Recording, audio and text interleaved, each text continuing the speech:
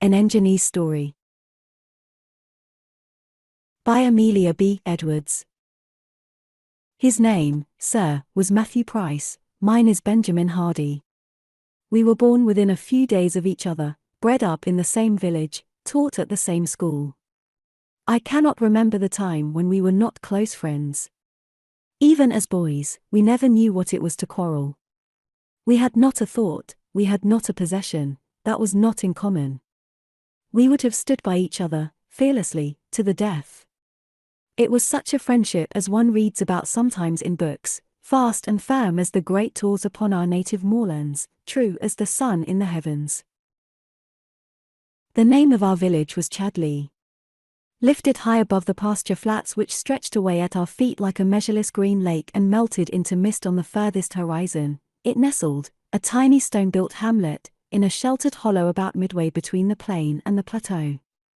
Above us, rising ridge beyond ridge, slope beyond slope, spread the mountainous moor country, bare and bleak for the most part, with here and there a patch of cultivated field or hardy plantation, and crowned highest of all with masses of huge grey crag, abrupt, isolated, hoary, and older than the deluge. These were the Tors Druids' Tor, King's Tor, Castle Tor, and the like, sacred places, as I have heard, in the ancient time, where crownings, burnings, human sacrifices, and all kinds of bloody heathen rites were performed. Bones, too, had been found there, and arrowheads, and ornaments of gold and glass. I had a vague awe of the Tors in those boyish days, and would not have gone near them after dark for the heaviest bribe. I have said that we were born in the same village. He was the son of a small farmer, named William Price, and the eldest of a family of 7. I was the only child of Ephraim Hardy, the Chadleigh blacksmith, a well-known man in those parts, whose memory is not forgotten to this day. Just so far as a farmer is supposed to be a bigger man than a blacksmith, Matt's father might be said to have a better standing than mine, but William Price, with his small holding and his 7 boys, was, in fact, as poor as many a day labourer, whilst the blacksmith, well-to-do, bustling, popular, and open-handed, was a person of some importance in the place. All this, however, had nothing to do with Matt and myself. It never occurred to either of us that his jacket was out at elbows, or that our mutual funds came altogether from my pocket. It was enough for us that we sat on the same school bench, conned our tasks from the same primer, fought each other's battles, screened each other's faults, fished, nutted, played truant, robbed orchards and birds' nests together, and spent every half-hour, authorized or stolen, in each other's society. It was a happy time, but it could not go on forever. My father, being prosperous, resolved to put me forward in the world. I must know more, and do better, than himself. The forge was not good enough, the little world of Chadleigh not wide enough, for me. Thus it happened that I was still swinging the satchel when Matt was whistling at the plough, and that at last, when my future course was shaped out, we were separated, as it then seemed to us, for life. For, blacksmith's son as I was, furnace and forge, in some form or other, pleased me best, and I chose to be a working engineer.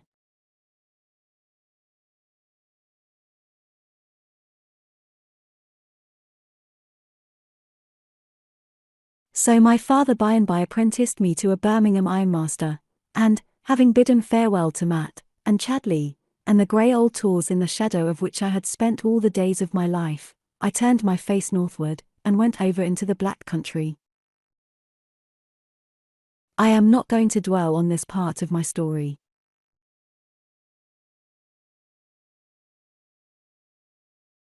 How I worked out the term of my apprenticeship, how, when I had served my full time and become a skilled workman, I took Matt from the plough and brought him over to the Black Country, sharing with him lodging, wages, experience, all, in short, that I had to give. How he, naturally quick to learn and brimful of quiet energy, worked his way up a step at a time, and came by and by to be a first hand in his own department. How, during all these years of change, and trial, and effort, the old boyish affection never wavered or weakened, but went on, growing with our growth and strengthening with our strength, are facts which I need do no more than outline in this place.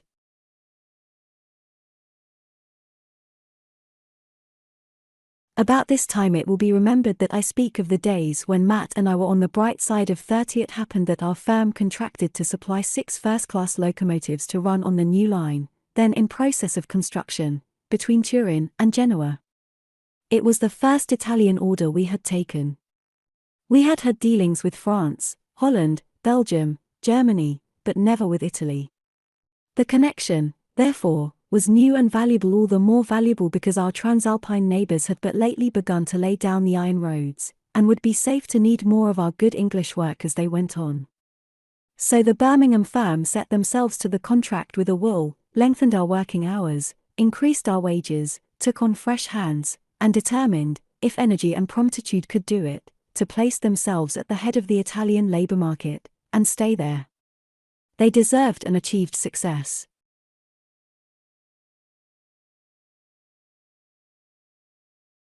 The 6 locomotives were not only turned out to time, but were shipped, dispatched, and delivered with a promptitude that fairly amazed our Piedmontese consignee. I was not a little proud, you may be sure, when I found myself appointed to superintend the transport of the engines. Being allowed a couple of assistants, I contrived that Matt should be one of them, and thus we enjoyed together the first great holiday of our lives. It was a wonderful change for 2 Birmingham operatives fresh from the Black Country. The fairy city, with its crescent background of Alps, the port crowded with strange shipping, the marvellous blue sky and the blue sea, the painted houses on the quays, the quaint cathedral, faced with black and white marble, the street of jewellers like an Arabian Nights bazaar, the street of palaces, with its Moorish courtyards, its fountains and orange trees, the women veiled like brides, the galley slaves chained 2 and 2, the processions of priests and friars, the everlasting clangor of bells, the babble of a strange tongue, the singular lightness and brightness of the climate made, altogether, such a combination of wonders that we wandered about, the first day, in a kind of bewildered dream, like children at a fair.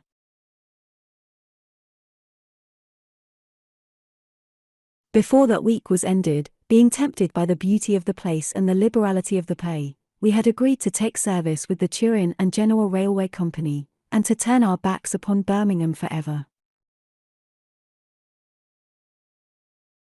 Then began a new life, a life so active and healthy, so steeped in fresh air and sunshine, that we sometimes marvelled how we could have endured the gloom of the Black Country. We were constantly up and down the line, now at Genoa, now at Turin, taking trial trips with the locomotives, and placing our old experiences at the service of our new employers. In the meanwhile we made Genoa our headquarters, and hired a couple of rooms over a small shop in a by-street sloping down to the quays. Such a busy little street, so steep and winding that no vehicles could pass through it, and so narrow that the sky looked like a mere strip of deep blue ribbon overhead. Every house in it, however, was a shop, where the goods encroached on the footway, or were piled about the door, or hung like tapestry from the balconies, and all day long, from dawn to dusk, an incessant stream of passers-by poured up and down between the port and the upper quarter of the city.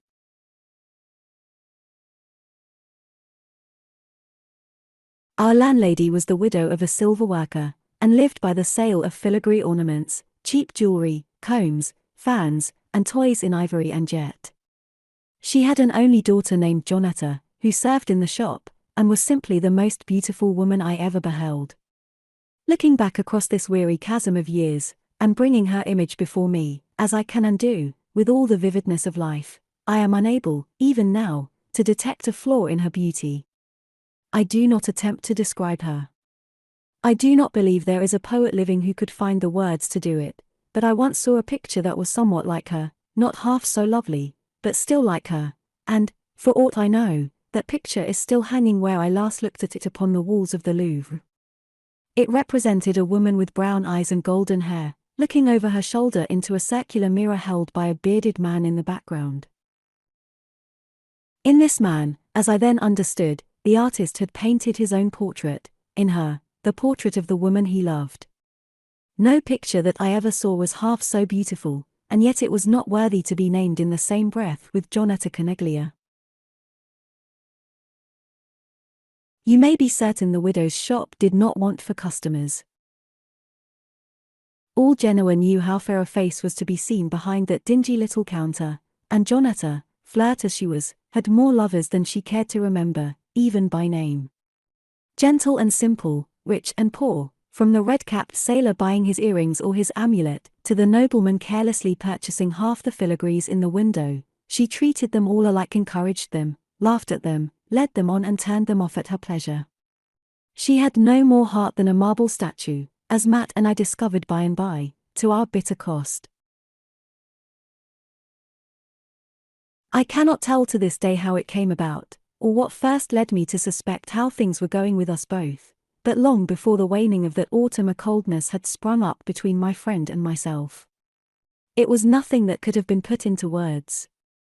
It was nothing that either of us could have explained or justified, to save his life.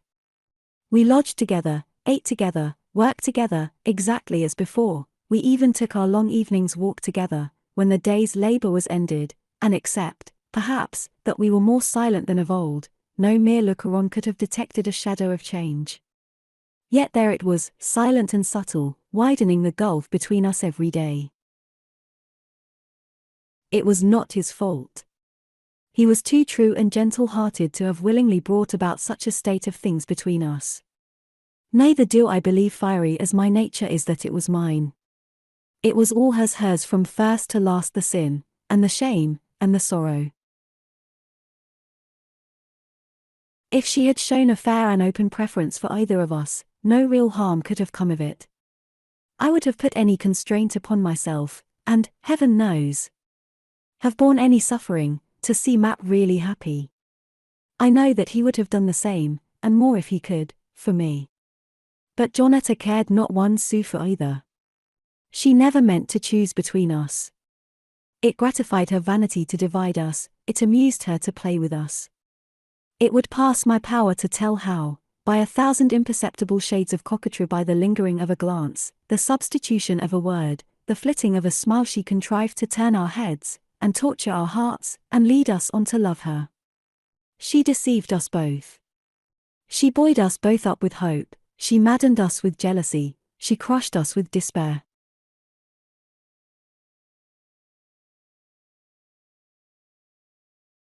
For my part, when I seemed to wake to a sudden sense of the ruin that was about our path, and I saw how the truest friendship that ever bound two lives together was drifting on to wreck and ruin, I asked myself whether any woman in the world was worth what Matt had been to me and I to him. But this was not often. I was readier to shut my eyes upon the truth than to face it, and so lived on, wilfully, in a dream. Thus the autumn passed away, and winter came, the strange, treacherous Genos winter, green with olive and ilex, brilliant with sunshine, and bitter with storm. Still, rivals at heart and friends on the surface, Matt and I lingered on in our lodging in the Vicolo Balba. Still Jonetta held us with her fatal wiles and her still more fatal beauty. At length there came a day when I felt I could bear the horrible misery and suspense of it no longer. The sun, I vowed, should not go down before I knew my sentence. She must choose between us. She must either take me or let me go. I was reckless. I was desperate. I was determined to know the worst, or the best. If the worst, I would at once turn my back upon Genoa, upon her, upon all the pursuits and purposes of my past life, and begin the world anew. This I told her, passionately and sternly, standing before her in the little parlor at the back of the shop, one bleak December morning. If it's Matt whom you care for most, I said, tell me so in one word, and I will never trouble you again. He is better worth your love. I am jealous and exacting, he is as trusting and unselfish as a woman. Speak, Jonetta, am I to bid you goodbye forever and ever, or am I to write home to my mother in England, bidding her pray to God to bless the woman who has promised to be my wife? You plead your friend's cause well, she replied, haughtily. Matteo ought to be grateful. This is more than he ever did for you. Give me my answer, for pity's sake, I exclaimed, and let me go. You are free to go or stay, signor inglese, she replied. I am not your jailer. Do you bid me leave you? Betamada. Not I. Will you marry me, if I stay? She laughed aloud, such a merry, mocking, musical laugh, like a chime of silver bells. You ask too much, she said. Only what you have led me to hope these 5 or 6 months past. That is just what Matteo says. How tiresome you both are. Oh, Jonetta, I said, passionately, be serious for one moment. I am a rough fellow, it is true, not half good enough or clever enough for you, but I love you with my whole heart, and an emperor could do no more. I am glad of it, she replied. I do not want you to love me less. Then you cannot wish to make me wretched. Will you promise me? I promise nothing, said she, with another burst of laughter, except that I will not marry Matteo. Except that she would not marry Matteo. Only that. Not a word of hope for myself. Nothing but my friend's condemnation. I might get comfort, and selfish triumph, and some sort of base assurance out of that, if I could. And so, to my shame, I did. I grasped at the vain encouragement, and, fool that I was, let her put me off again unanswered. From that day, I gave up all effort at self-control, and let myself drift blindly on to destruction. At length things became so bad between Matt and myself that it seemed as if an open rupture must be at hand. We avoided each other, scarcely exchanged a dozen sentences in a day, and fell away from all our old familiar habits. At this time I shudder to remember it, there were moments when I felt that I hated him. Thus, with the trouble deepening and widening between us day by day, another month or 5 weeks went by, and February came, and, with February, the carnival. They said in Genoa that it was a particularly dull carnival, and so it must have been, for, save a flag or two hung out in some of the principal streets, and a sort of festa look about the women, there were no special indications of the season. It was, I think, the second day when, having been on the line all the morning, I returned to Genoa at dusk, and, to my surprise, found Matt Price on the platform. He came up to me, and laid his hand on my arm. You are in late, he said. I have been waiting for you 3/4 of an hour. Shall we dine together today? Impulsive as I am, this evidence of returning goodwill at once called up my better feelings. With all my heart, Matt, I replied. Shall we go to Gazzoli's? No, no, he said, hurriedly. Some quieter place, some place where we can talk. I have something to say to you. I noticed now that he looked pale and agitated, and an uneasy sense of apprehension stole upon me. We decided on the Pescator, a little out-of-the-way trattoria, down near the Molo Vecchio. There, in a dingy salon, frequented chiefly by seamen, and redolent of tobacco, we ordered our simple dinner. Matt scarcely swallowed a morsel, but, calling presently for a bottle of Sicilian wine, drank eagerly. Well, Matt, I said, as the last dish was placed on the table, what news have you? Bad. I guessed that from your face. Bad for you, bad for me. Jonetta. What of Jonetta? He passed his hand nervously across his lips. Jonetta is false, worse than false, he said, in a hoarse voice. She values an honest man's heart just as she values a flower for her hair, wears it for a day, then throws it aside forever. She has cruelly wronged us both. In what way? Good heavens, speak out. In the worst way that a woman can wrong those who love her. She has sold herself to the Marchese Loredano.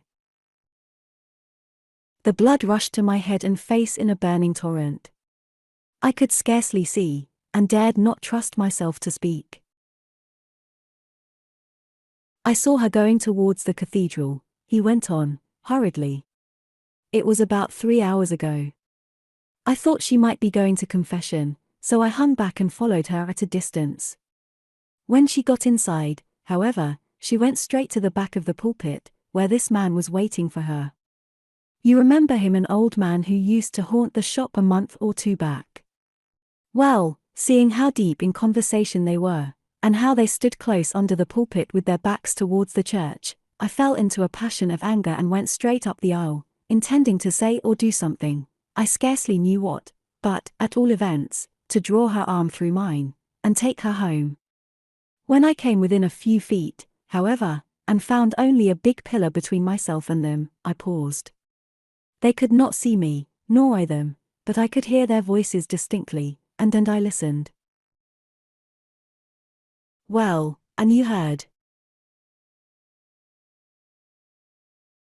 the terms of a shameful bargain, beauty on the one side, gold on the other, so many thousand francs a year, a villa near Naples par. It makes me sick to repeat it. And, with a shudder, he poured out another glass of wine and drank it at a draught.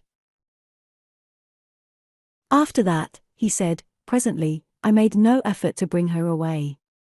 The whole thing was so cold-blooded, so deliberate, so shameful, that I felt I had only to wipe her out of my memory, and leave her to her fate.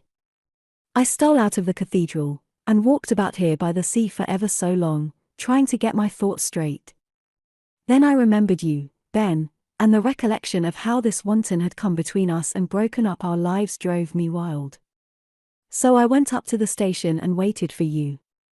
I felt you ought to know it all, and I thought, perhaps, that we might go back to England together. The Marchese Loredano. It was all that I could say, all that I could think. As Matt had just said of himself, I felt like one stunned. There is one other thing I may as well tell you, he added, reluctantly, if only to show you how false a woman can be. We were to have been married next month. We? Who? What do you mean? I mean that we were to have been married, Janetta and I. A sudden storm of rage, of scorn, of incredulity, swept over me at this, and seemed to carry my senses away. You! I cried. Janetta marry you? I don't believe it. I wish I had not believed it, he replied, looking up as if puzzled by my vehemence. But she promised me, and I thought, when she promised it, she meant it. She told me, weeks ago, that she would never be your wife. His color rose, his brow darkened, but when his answer came, it was as calm as the last. Indeed, he said. Then it is only one baseness more. She told me that she had refused you, and that was why we kept our engagement secret. Tell the truth, Matt Price, I said, well nigh beside myself with suspicion. Confess that every word of this is false. Confess that Janetta will not listen to you, and that you are afraid I may succeed where you have failed. As perhaps I shall, after all. Are you mad? He exclaimed. What do you mean? That I believe it's just a trick to get me away to England, that I don't credit a syllable of your story.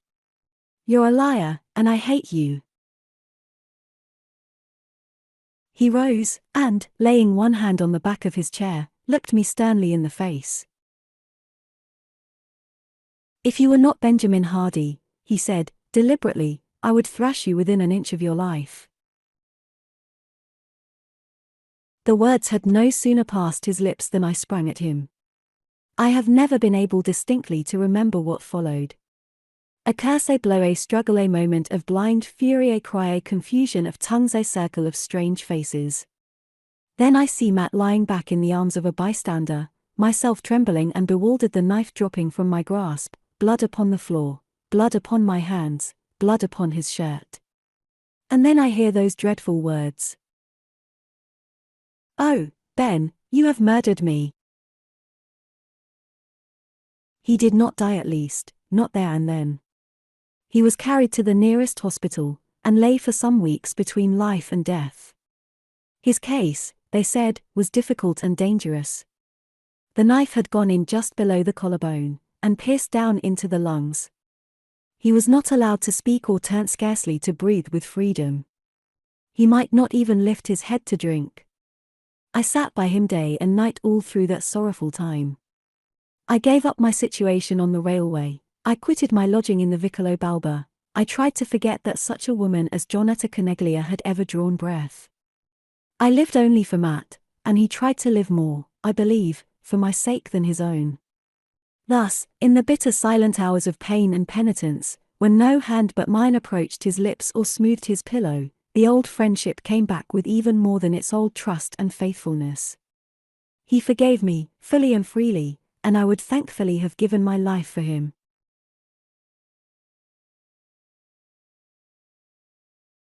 At length there came one bright spring morning, when, dismissed as convalescent, he tottered out through the hospital gates, leaning on my arm, and feeble as an infant. He was not cured, neither, as I then learned to my horror and anguish, was it possible that he ever could be cured. He might live, with care, for some years, but the lungs were injured beyond hope of remedy, and a strong or healthy man he could never be again. These, spoken aside to me, were the parting words of the chief physician, who advised me to take him further south without delay.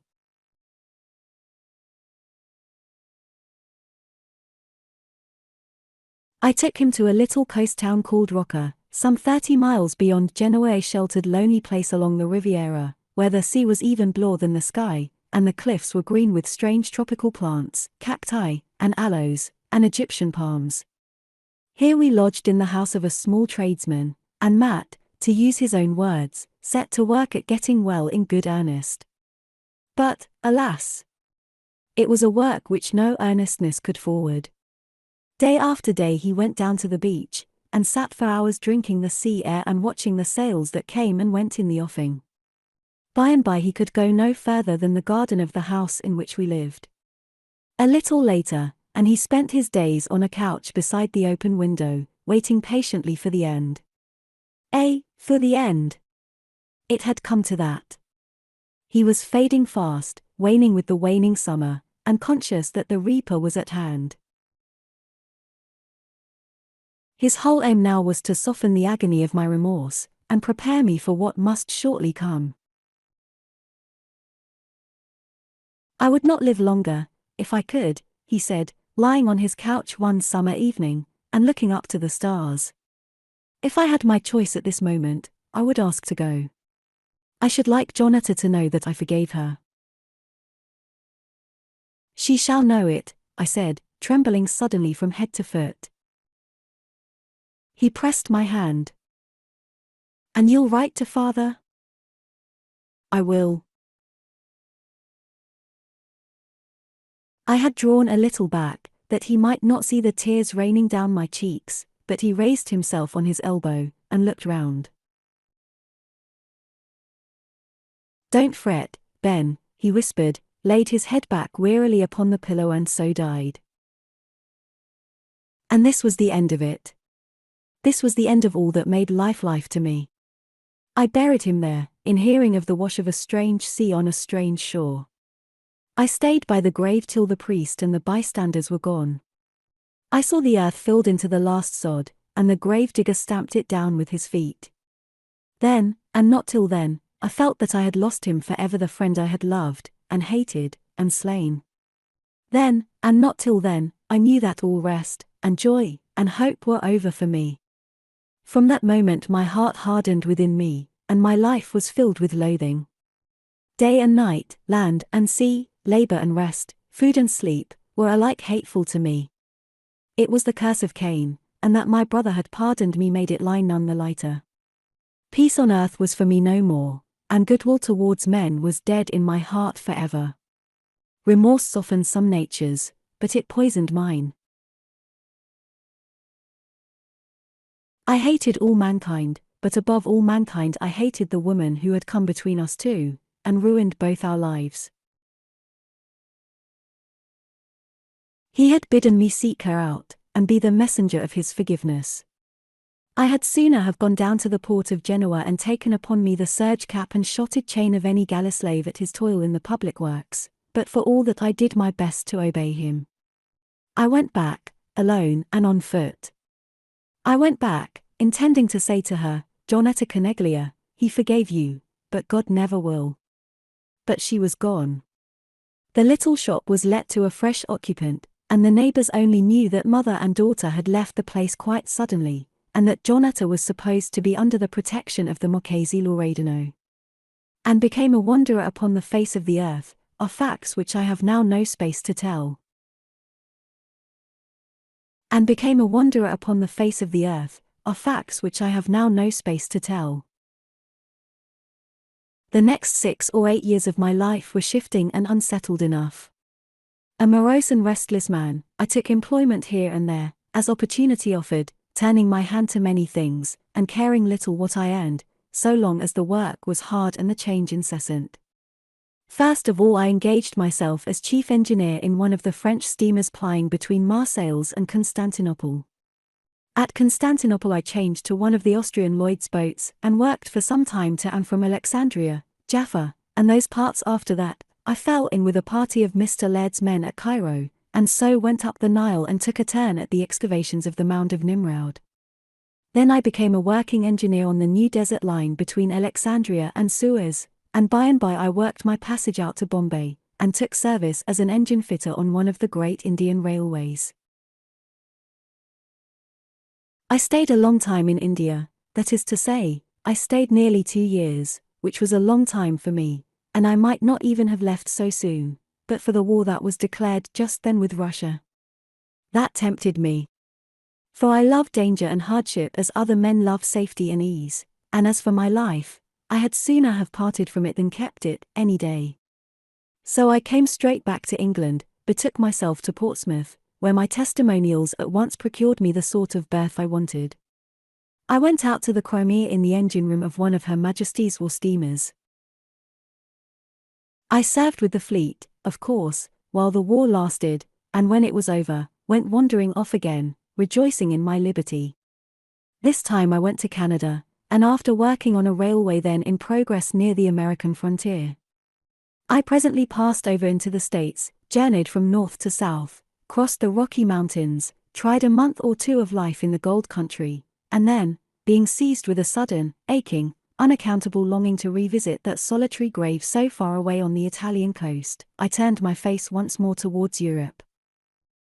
Poor little grave! I found it rank with weeds, the cross half shattered, the inscription half effaced. It was as if no one had loved him, or remembered him. I went back to the house in which we had lodged together. The same people were still living there, and made me kindly welcome. I stayed with them for some weeks. I weeded, and planted, and trimmed the grave with my own hands, and set up a fresh cross in pure white marble. It was the first season of rest that I had known since I laid him there, and when at last I shouldered my knapsack and set forth again to battle with the world, I promised myself that, God willing, I would creep back to Rocca, when my days drew near to ending, and be buried by his side.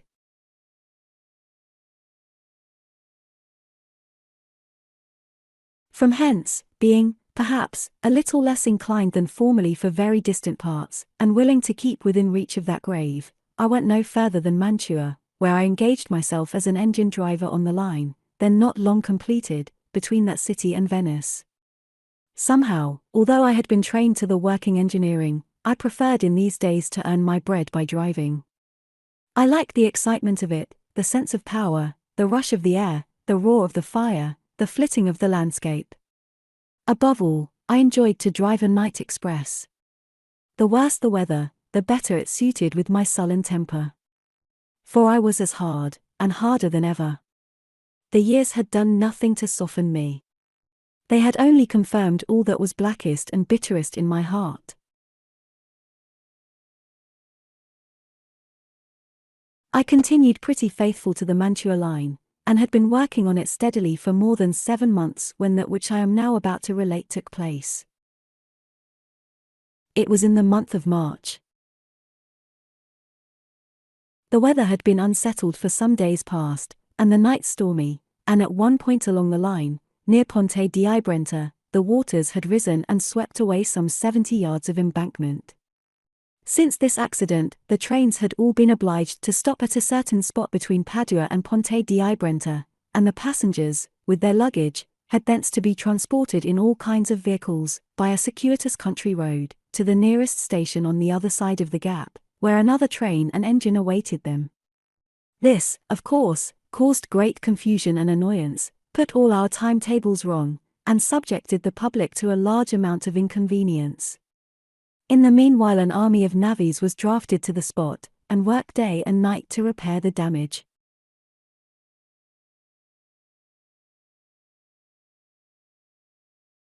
At this time I was driving 2 through trains each day, namely, one from Mantua to Venice in the early morning, and a return train from Venice to Mantua in the afternoon, a tolerably full day's work, covering about 190 miles of ground, and occupying between 10 and 11 hours. I was therefore not best pleased when, on the 3rd or 4th day after the accident, I was informed that, in addition to my regular allowance of work, I should that evening be required to drive a special train to Venice. This special train, consisting of an engine, a single carriage, and a brake van, was to leave the Mantua platform at 11. At Padua the passengers were to alight and find post-chaises waiting to convey them to Ponte di Brenta. At Ponte di Brenta another engine, carriage, and brake van were to be in readiness. I was charged to accompany them throughout. Corpo di Bacco, said the clerk who gave me my orders, you need not look so black, man. You are certain of a handsome gratuity. Do you know who goes with you? Not I. Not you, indeed. Why, it's the Duca Loredano, the Neapolitan ambassador. Loredano? I stammered. What Loredano? There was a Marchese.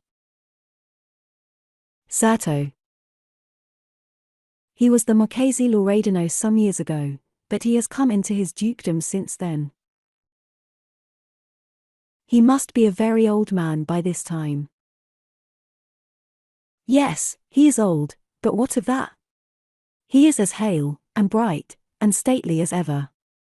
You have seen him before? Yes, I said, turning away, I have seen him years ago. You have heard of his marriage? I shook my head. The clerk chuckled, rubbed his hands, and shrugged his shoulders. An extraordinary affair, he said. Made a tremendous esclandre at the time.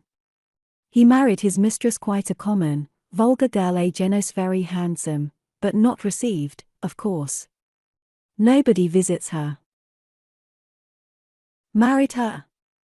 I exclaimed. Impossible. True, I assure you. I put my hand to my head. I felt as if I had had a fall or a blow. Does she go tonight? I faltered. Oh dear, yes, goes everywhere with him, never lets him out of her sight. You'll see her, la bella duchessa. With this my informant laughed, and rubbed his hands again, and went back to his office. The day went by, I scarcely know how, except that my whole soul was in a tumult of rage and bitterness.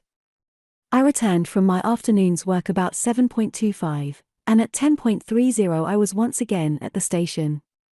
I had examined the engine, given instructions to the fachista, or stoker, about the fire, seen to the supply of oil, and got all in readiness, when, just as I was about to compare my watch with the clock in the ticket office, a hand was laid upon my arm, and a voice in my ear said, "Are you the engine driver who is going on with this special train?" I had never seen the speaker before. He was a small, dark man, muffled up about the throat, with blue glasses, a large black beard, and his hat drawn low upon his eyes.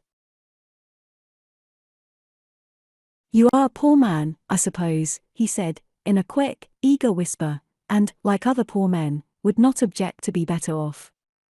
Would you like to earn a couple of thousand florins? In what way?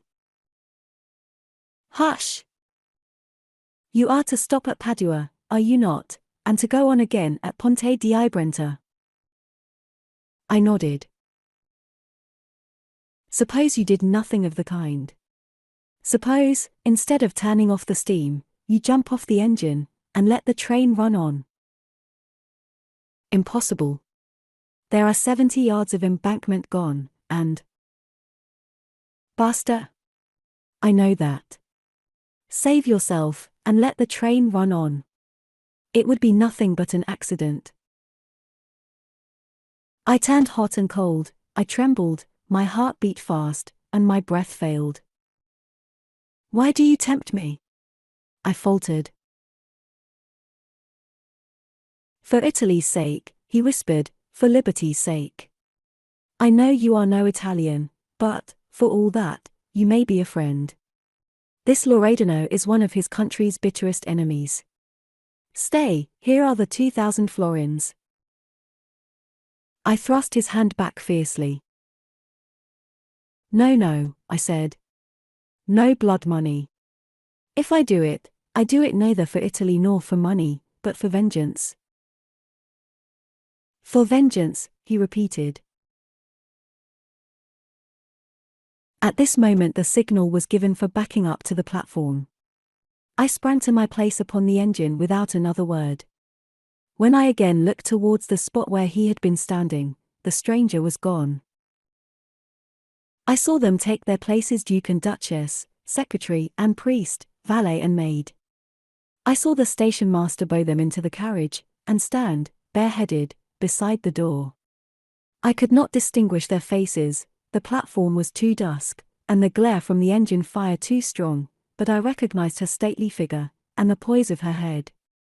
Had I not been told who she was, I should have known her by those traits alone.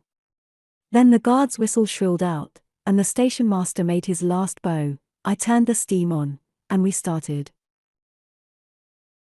My blood was on fire. I no longer trembled or hesitated. I felt as if every nerve was iron, and every pulse instinct with deadly purpose. She was in my power, and I would be avenged. She should die, she, for whom I had stained my soul with my friend's blood. She should die, in the plenitude of her wealth and her beauty, and no power upon earth should save her. The stations flew past. I put on more steam, I bade the fireman heap in the coke, and stir the blazing mass. I would have outstripped the wind, had it been possible. Faster and faster hedges and trees, bridges, and stations, flashing past villages no sooner seen than gone, telegraph wires twisting, and dipping, and twining themselves in one, with the awful swiftness of our pace. Faster and faster, till the fireman at my side looks white and scared, and refuses to add more fuel to the furnace. Faster and faster, till the wind rushes in our faces and drives the breath back upon our lips. I would have scorned to save myself. I meant to die with the rest. Mad as I was, and I believe from my very soul that I was utterly mad, for the time I felt a passing pang of pity for the old man and his suite. I would have spared the poor fellow at my side, too, if I could, but the pace at which we were going made escape impossible. Vicenza was past, a mere confused vision of lights. Pojana flew by. At Padua, but 9 miles distant, our passengers were to alight. I saw the fireman's face turned upon me in remonstrance, I saw his lips move, though I could not hear a word. I saw his expression change suddenly from remonstrance to a deadly terror, and then merciful heaven. Then, for the first time, I saw that he and I were no longer alone upon the engine. There was a third man standing on my right hand, as the fireman was standing on my left, a tall, stalwart man, with short curling hair, and a flat Scotch cap upon his head. As I fell back in the first shock of surprise, he stepped nearer, took my place at the engine, and turned the steam off.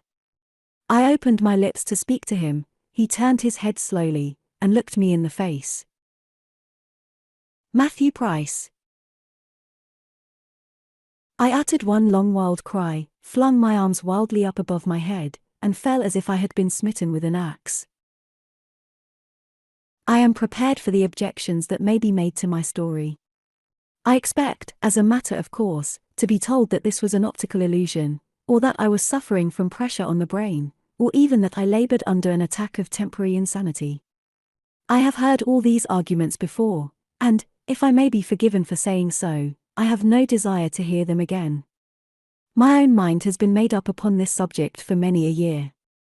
All that I can say, all that I know is that Matthew Price came back from the dead, to save my soul and the lives of those whom I, in my guilty rage, would have hurried to destruction.